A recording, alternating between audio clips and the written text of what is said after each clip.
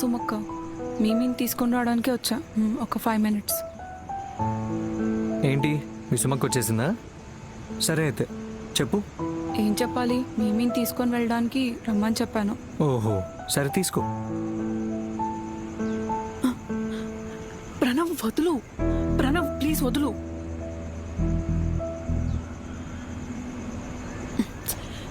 నేను వదిలేమంటే వదిలేస్తావా?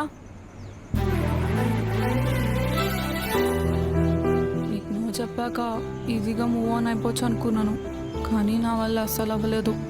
మన వల్ల కాని పనులు మనం అస్సలు చేయొద్దు. మరి మీ రోజీ ప్రిన్సి?